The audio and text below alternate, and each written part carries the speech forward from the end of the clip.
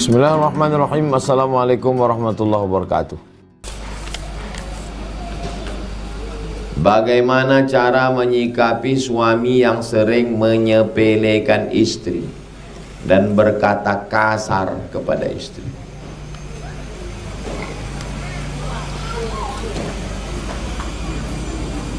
Kalau nanti kalian menikah lalu suami kalian cakapnya kasar ke kalian, mengadulah ke ayah, ke atuk, ke abang, ke adik, ke abang ayah, ke adik ayah.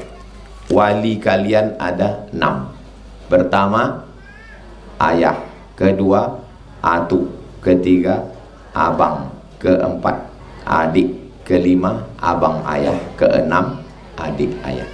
Keenam, laki-laki ini memanggil laki kalian yang menyepelekan kalian, yang menghina kalian, yang mengejek kalian. Panggil, sini kau setan. Kalau ayah kalian tak ada, atuk kalian tak ada, abang kalian tak ada, adik kalian tak ada, abang ayah kalian tak ada, adik ayah kalian tak ada, kalau masih ada saya hidup, masih bernyawa saya yang akan manggil lagi. Saya, Bibi Mizian Hazik Abdillah, Sami Ahmad Mesbahi Ibadillah, Sadim, kami semua ini keluarga kalian. Kami gulai lagi kalian.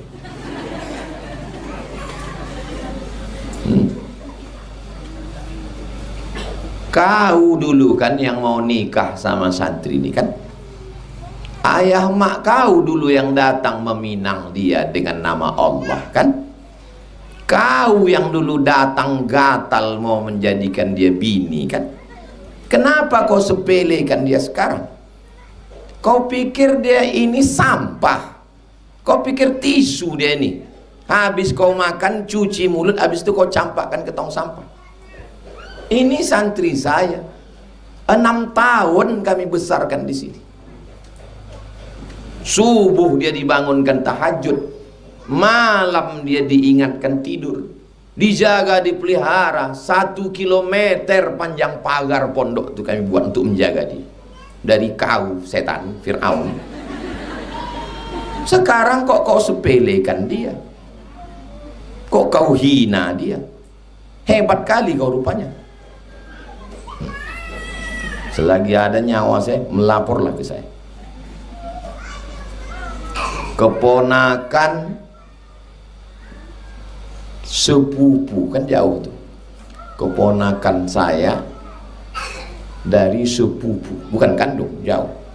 Melapor dia. Lakiku mengata-ngatai aku, tak mengasih belanja, menyepelekan, tak pulang-pulang katanya. Ada dia di situ? Ada. Kasihkan handphone ke dia. Kau anjing babi, kau ulang lagi perbuatan kau ini. Datang aku ke sana, ku pijak-pijak kau sampai keluar berak hijau.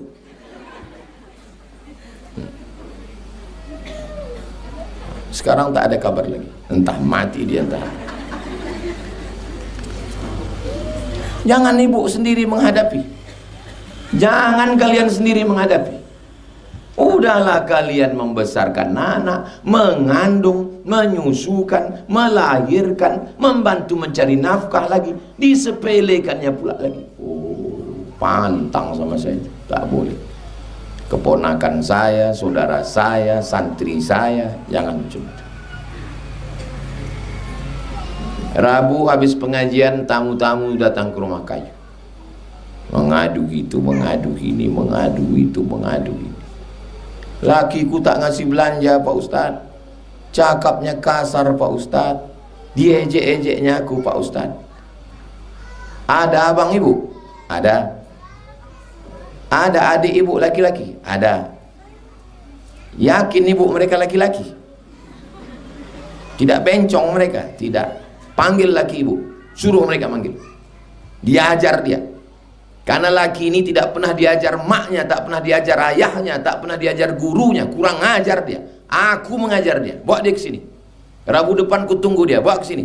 Suruh abang ibu, adik ibu, laki-laki menyeret dia ke sini, biar ku ajar dia. Nah, sampai sekarang tak datang-datang. Pantang saya itu mendengarkan perempuan dihina diejek, tak boleh. Tak boleh ada perempuan diejek, disepelekan. Apa hukumnya jarak jauh dengan suami karena urusan pekerjaan? LDR, long distance relationship, hubungan jarak jauh. Usahakan satu hari video call 3 kali. Pagi sebelum berangkat, hai sayang, sudah sarapan belum? Habis itu siang, hai sayang, makan siang ini lauknya apa? Jangan lupa sholat zuhur ya. Ketiga, pas mau tidur malam, hai sayang, jangan lupa cuci kaki, makan obat cacing.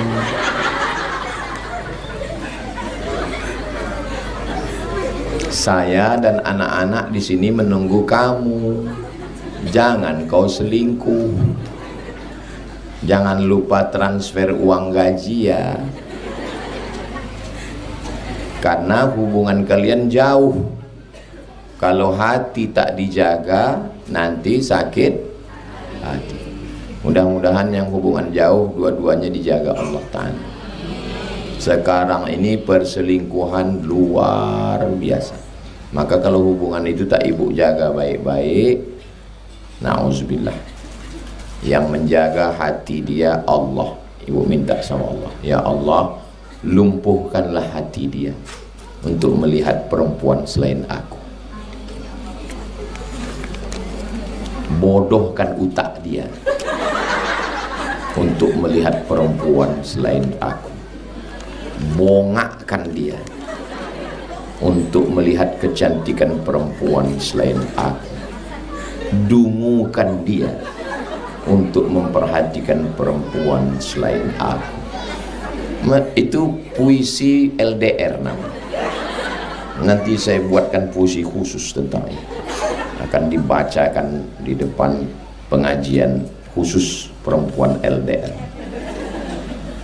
Assalamualaikum warahmatullahi wabarakatuh. Nama, asal, pekerjaan, umur. Saya setiap bapak dakwah di YouTube sering mengikuti sudah lama, berharap bisa. Alhamdulillah. Kalau bapak berkenan, saya ingin, yaitu karena saya mendengar bapak berdakwah seperti ayah saya mendidik, berbagi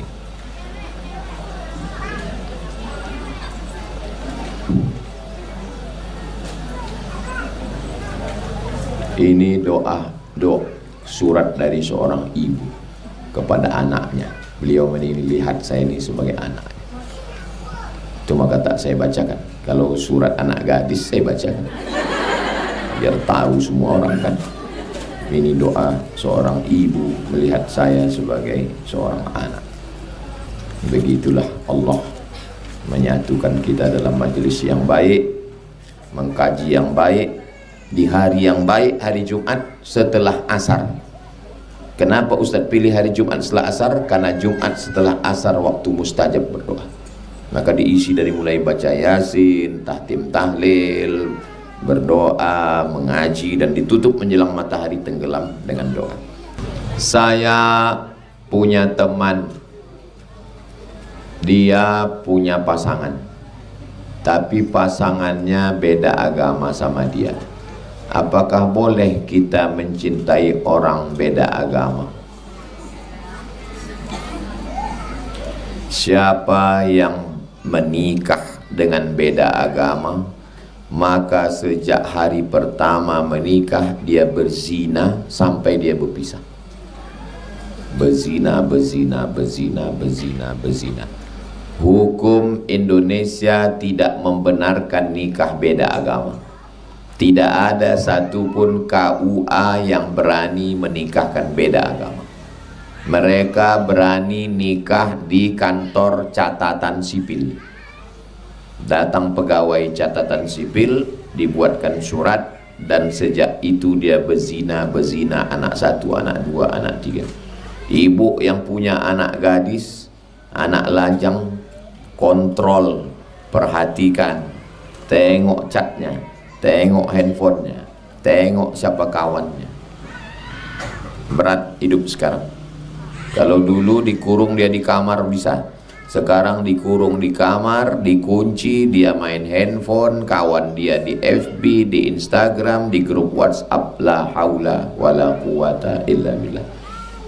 Bersyukurlah emak kalian, ayah kalian, emak kalian, ayah kalian 6 tahun ini tak memikirkan kalian pacaran, dilarikan pelakor, dilarikan playboy cap tupai, dilarikan. Aman kalian belajar di pondok. 3 tahun ngapal Quran, 3 tahun baca kitab. Kalau udah tamat pondok, udah kuat, kuliah 4 tahun selesai. Mudah-mudahan Allah menjaga anak-anak kita. Kami punya musola di perumahan yang baru berdiri. Kami niat membuat majelis taklim ibu-ibu. Jadi kami izin ke perangkat musola, tapi dari perangkat mempersulit kami. Di perumahan kami hidup berkelompok ibu-ibu. Bagaimana cara kami agar masyarakat kami bisa bersatu, Pak Ustadz? Musola milik kaum muslimin, bukan milik orang. Musola dibangun tanah wakaf kaum muslimin, semen batu bata kerikilnya kaum muslimin, bukan punya pengurus. Maka ibu-ibu mengajukan permohonan, mestinya orang musola berterima kasih karena ibu sudah meramaikan musola. Wahai pengurus musola dimanapun berada, izinkanlah ibu-ibu ini buat pengajian. Mereka bukan aliran sesat. Jangan sampai kalian mati nanti diimpit tanah wakaf. Dah, kasihkan ke pengurus tuh. Ustadz, kalau kita masih ada utang puasa, yang mana didulukan? Puasa bayar utang atau puasa sunat? Niatnya puasa bayar utang, tanggal 13, 14, 15 dapat dua-duanya. Utangnya lunas dan dapat pahala puasa sunat. Puasa hari Senin, hari Kamis, niatnya puasa bayar utang, qadha, dapat pahala puasa sunat. Jadi dalam 1 bulan ibu bisa pilih, saya mau lunas 3 hari, 13, 14, 15. Saya mau lunas 8 hari, Senin, Kamis, Senin, Kamis, Senin, Kamis. Saya mau lunas 15 hari, 1, 3, 5, 7, 9, 11 dan seterusnya. Silakan mau paket 2 giga atau 1 giga. Niatnya puasa qadha, dilaksanakan di waktu sunat, dapat dua-duanya. Jelas? Alhamdulillah. Bolehkah menggunakan puasa orang tua kita? Bolehkah menggantikan puasa orang tua kita yang sudah meninggal? Man mata, siapa yang meninggal, wa alaihi siyamun, punya utang puasa, soma anhu waliyuhu, ahli warisnya wajib menggantikannya. Sekarang pertanyaannya, bolehkah menggantikan puasa emak kita? Wajib, bukan boleh, wajib. Saya dan adik saya berdua anak emak, maka kami berdua wajib menggantikan puasa emak kami. Dan ternyata emak saya tak punya utang puasa, karena dia tak pernah tinggal Senin, Kamis, Senin, Kamis, Senin, Kamis, sampai meninggal hari Senin dalam keadaan puasa. Habis makan sahur hari Senin tanggal 18 Maret 2019, tanggal 11 Rajab meninggal. Hari Senin habis makan sahur. Awalnya dia puasa Senin Kamis itu saya bilang, mak banyak utang. Cara melunaskannya begini, puasa Senin Kamis niatnya qadha. Habis itu dia merasa enak puasa nih, sehat badannya, nyaman, tenang pikirannya. Habis itu dia puasa terus. Utangku udah lunas katanya, tapi aku puasa terus. Itulah asal muasal dia tak tinggal Senin Kamis. Ini bertanya pakai batin, tak ada pertanyaan. Dia mau ngetes, bisa tak Ustaz ini memahami sampai ilmu seleksi. Kaji batin itu namanya. Ipar saya dan keponakan mohon diberi Allah Ta'ala keturunan. Nanti kita bacakan di akhir majelis. Namanya sudah sampai. Nanti kita bacakan ala hazihir niyah. Lebih kita 40 orang munajat kepada Allah. Kalau puasa 3 bulan, di bulan Rajab, Sya'ban, Ramadan, itu boleh apa tidak Pak Ustaz?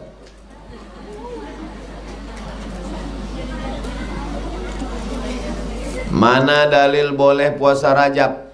Wa minal hurumi fasum. Berpuasalah engkau di bulan haram. Rajab itu bulan haram. Mana dalil puasa Sya'ban? Kana nabiyyu yasumu Sya'ban. Mana dalil puasa Ramadan? Ya ayyuhalladzina amanu kutiba alaikumusshiyam. Puasa Ramadan. Rajab 30, Sya'ban 30, Ramadan 30. 90 hari saya puasa. Boleh. Tapi ibu belum tentu boleh karena ibu punya suami. Aku mau puasa nih bang, izin. Puasalah. Ibu baru puasa. Saya laki-laki, saya tak perlu minta izin istri saya. Bagaimana caranya sholat agar khusyuk? Khusyuknya dimulai dari mengambil air sembahyang. Waktu memasukkan air ke mulut ke hidung, dalam keyakinan kita bersih dosa-dosa mulut dan hidung. Waktu membasuh air ke muka, dalam keyakinan kita bersih dosa-dosa biji mata. Waktu menyiram air ke tangan, dalam keyakinan kita bersih dosa-dosa tangan. Waktu menyapu kepala ke telinga, dalam keyakinan kita bersih dosa-dosa isi kepala menengok rumah tetangga, dan dosa telinga mendengar cakap laki syanu, menantu syanu, bini syanu. Waktu menyiram kaki, bersih dosa-dosa kaki sudah melangkah ke sana kemari. Habis itu menghadap ke kiblat. Asyhadu an la ilaha illallah wahdahu la syarikalah wa asyhadu anna Muhammadan abduhu wa rasuluh. Allahumma ja'alni minat tawwabin waj'alni minal mutatahhirin waj'alni min ibadikas shalihin. Dari mulai wudhu tadi sampai ke solat jangan ada bercakap apa-apa. Tidak boleh tasbik. Tasbik mengginikan jari berbunyi-bunyi tak boleh. Tak boleh berbunyi. Jaga khusyuk. Dah. Angkat tangan. Takbiratul ihram. Allahu Akbar. Di dalam takbir itu dipasang, aku sembahyang maghrib wajib 3 rakaat jadi makmum atau imam lillahi ta'ala. Dalam takbir Allahu Akbar, Allahu Akbar kabira walhamdulillahi kathira wa subhanallahi bukratan wa asila. Wajjahtu wajhiya. Mata tetap menengok tempat sujud, fokus membaca, jaga hati dan pikiran. Wajjahtu wajhiya alladhi fatara as-samawati wal arda hanifan musliman wa ana minal musyrikin. Inna salati wa nusuki wa mahyaya wa mamati la syarika lahu wa bidzalika umirtu. Jaga pikiran, mulai agak balikkan lagi. Sama macam orang naik motor pinggir jalan, agak lari dari ke trotoar, balikkan lagi. Bismillahirrahmanirrahim. Datang pula anak memanggil, mak katanya. Alhamdulillahirabbil alamin.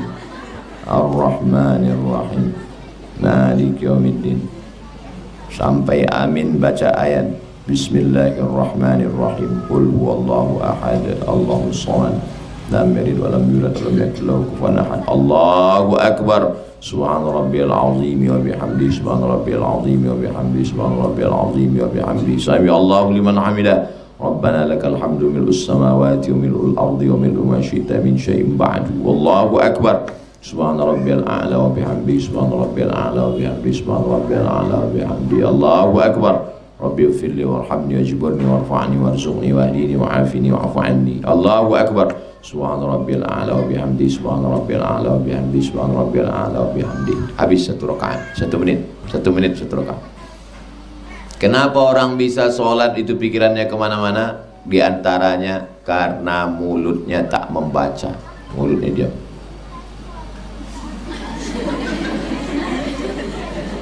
Mulut mesti baca, didengar telinga. Kalau zuhur, Bismillahirrahmanirrahim, Alhamdulillah.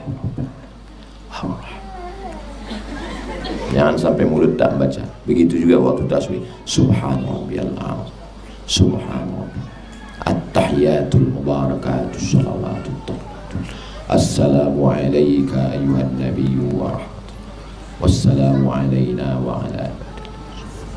Banyak orang sholat tak baca, diam aja, tutup. Perbaiki bacaan sholat. Sholat itu yang akan kita bawa bekal nanti menghadap Allah Subhanahu wa ta'ala.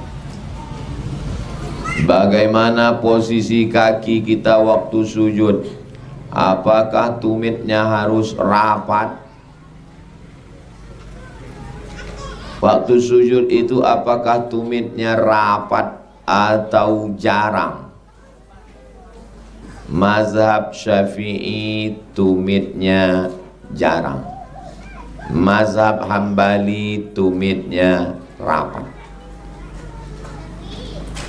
Duduk antara dua sujud tumitnya rapat atau jarang?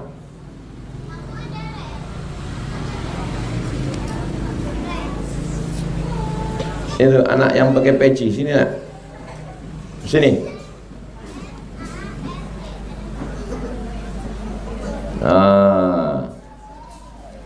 Anak soleh. Siapa namanya? Hah? Namanya Yusuf. Ganteng macam Nabi Yusuf. Coba Yusuf sujud sholat, ngadap ke arah kiblat sana. Sujud Yusuf. Allahu Akbar. Sujud Yusuf. Tak nampak pula kakinya. Berdiri lagi Yusuf. Berdiri Yusuf. Berdiri. Yusuf ngadap ke sana. Ngadap ke sini, ngadap ke dinding. Ini kiblatnya. Kiblat. Yusuf sujud. Allahu Akbar. Kalau kakinya jarang, mazhab Syafi'i. Kalau kakinya rapat,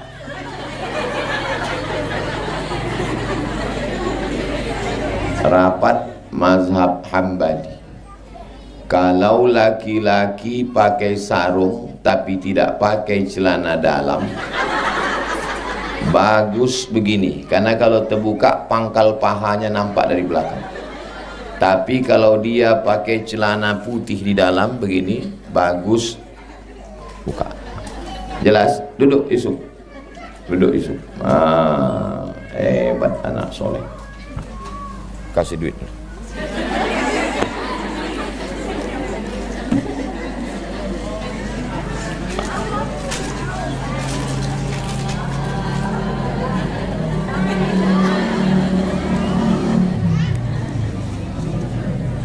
Jelas tentang kaki rapat sama jarang? Jelas. Berapa kali kita mengangkat tangan? 4 kali dalam satu rakaat. Allahu Akbar 1, Allahu Akbar 2, Sami Allahu liman hamidah. Yang keempat, bangkit dari tasyahud awal. Habis tasyahud awal bangkit. Allah. Sekali lagi, takbiratul ihram. Allahu Akbar 2, Allahu Akbar 3, Sami Allahu liman hamidah 4, bangkit dari tasyahud. Allah. Berapa kali? Jadi kalau ada orang sholat asal bangkit angkat, asal bangkit angkat, itu namanya sembahyang menyalai. Bangkit angkit, bangkit angkit. Bolehkah kita pasang alarm untuk tahajud boleh. Masang alarm itu ikhtiar, usaha. Mana dalilnya boleh pakai alarm? Itu bulan Ramadan, itu alarm. Kalau tak boleh, alarm lah itu. Saya sampai hari ini pakai alarm. Bangun malam pakai alarm, takut tak bangun.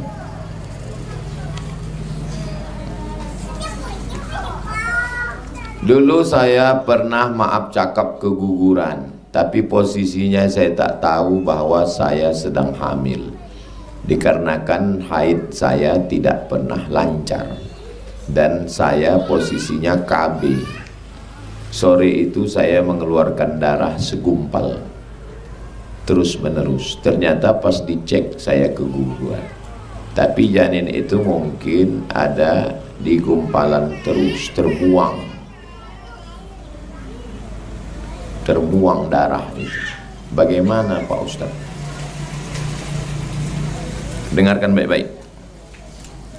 Kalau umur janin itu 80 hari,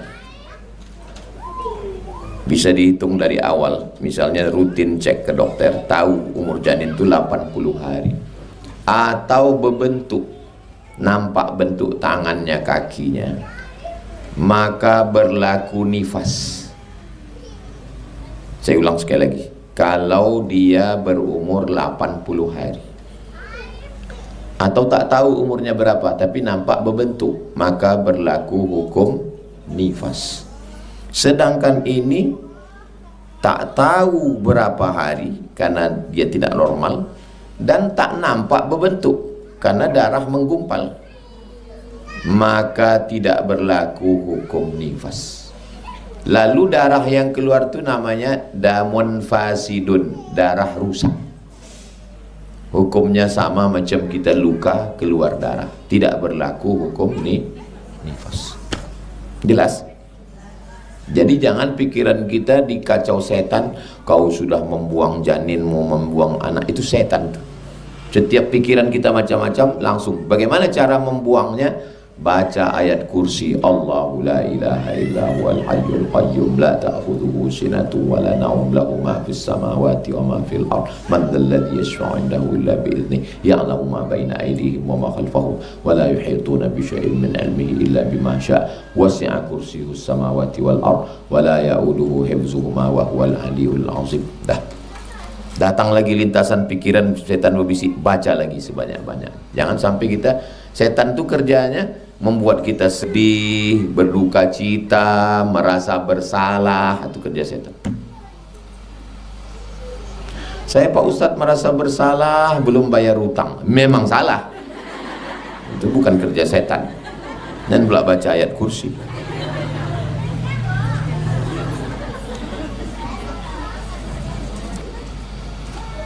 Apa hukumnya jika anak perempuan belum diakikahkan karena belum punya uang? Kullu mauludin, setiap anak yang lahir, rahinatun, tergadai. Kalau cincin kita tergadai, maka waktu ada duit ditebus apa tak ditebus? Tebus. Anak laki-laki 2 ekor kambing, anak perempuan 1 ekor. Tebuslah 1 ekor kambing. Tak punya duit, hukum akikah sunat. Setelah anak mondok di Ma'had Az-Zahra kelas 1 SMP baru ada duit. Nanti pas libur, mereka ini Idul Fitri nanti pulang libur, akikahkanlah dia. Masih boleh. Akikah itu umur 7 hari. Itu kenapa anak saya umur 7 hari. Tak bisa tanggal 7, umur 14 hari.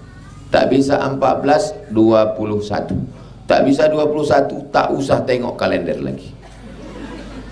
Kelas 1 SMP pun boleh. Tak ada duit kelas 1 SMP, kelas 1 SMA boleh. Nanti pas libur SMA, potongkan kambing akikah. Akikah saja, jangan diayun pakai marhaban. Sebesar ini diayun. Marhaba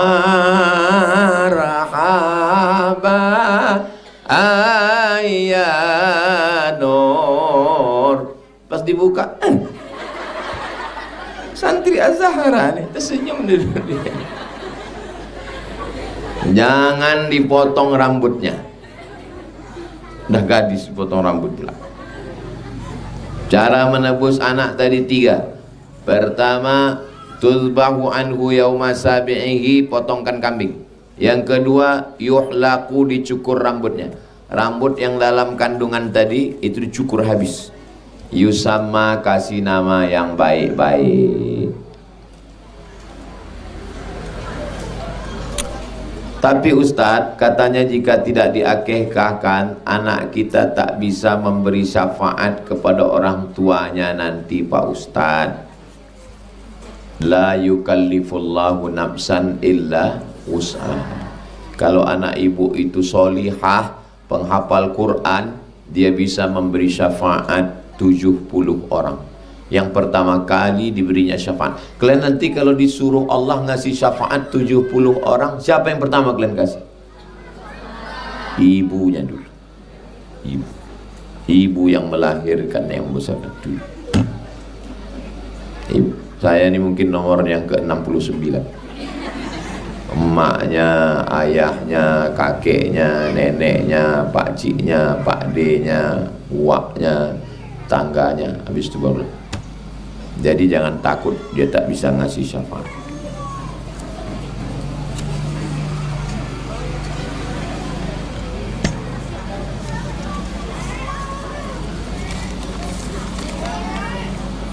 Apakah amalan agar anak saya terhindar dari gangguan setan?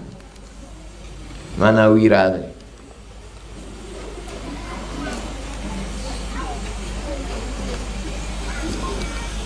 Nanti minta sama Pak Wirani daun bidara. Beliau yang tahu daunnya. Nah, beliau ada daun. Biasanya kalau jamaah minta, saya suruh beliau. Anak santri ini takut tak hati-hati luka nanti. Beliau bisa dipotongkan. Nanti minta ke Pak Wira daun bidara. Ambil 7 helai, digiling pakai batu giling, dimasukkan ke dalam air. Masukkan ke dalam mangkuk air. Berapa helai? 7. Masukkan garam kasar 1 sendok. Potongkan jeruk nipis 3. Daun bidara, garam kasar, jeruk nipis. Ramaskan ke air itu, bacakan, tulis bacaannya. Al-Fatihah 1 kali, Al-Ikhlas 3 kali, Al-Falaq 1 kali, An-Nas 1 kali, pangkal Al-Baqarah alif lam mim sampai wa ulaika humul muflihun 1 kali, ayat kursi 1 kali, ujung Al-Baqarah lillahi ma fis samawati sampai ujung 1 kali, la ilaha illallah 7 kali, solawat Allahumma sholli ala sayyidina Muhammad wa ala ali sayyidina Muhammad 3 kali. Dibaca sambil dah. Sesudah itu diminum 1 kali teguk, karena masin, jangan banyak-banyak asin. Habis itu disapukan ke rambut, ke kepala, ke muka, ke badan. Awas kalau ada badan yang luka, sakit. Kalau ada kulis jangan. Dah. Kalau ada kurap bagus, obat gatal. Digosokkan semua ke kaki, ke kepala. Habis itu barulah dibilas. Mandi pagi sekali, mandi sore sekali. Jangan mandi sesudah maghrib. Mandi sebelum maghrib. Mandi pagi sekali sebelum subuh. Mandi sore sekali sebelum maghrib. Bisa? Nah, buatlah. Minta daun bidara banyak. Saya menanam 5 pokok di depan rumah panjang. Saya mau minta tolong doakan kesembuhan kakak saya. Nanti kita doa bersama tentang anak, punya anak dan kakak sakit. Nanti di akhir majelis kita sama doa kepada Allah. Apa zikir yang baik kita baca sesudah sholat? Astaghfirullahalazim, astaghfirullahalazim, astaghfirullahalazim alladzi la ilaha illa huwal hayyul qayyum wa atubu ilaih. La ilaha illallah wahdahu la syarika lah, lahul mulku wa lahul hamdu yuhyi wa yumiitu wa huwa ala kulli syai'in qadir. 3 kali. Allahumma antas salam wa minkas salam wa ilaika ya'udu salam fahayyina rabbana bis salam wa adkhilnal jannata daras salam. Tabarak rabbana wa ta'ala ya dzal jalali wal ikram. Subhanallah, subhanallah 3 kali. Alhamdulillah, alhamdulillah 33 kali. Allahu akbar, Allahu akbar 33 kali. Berdoa.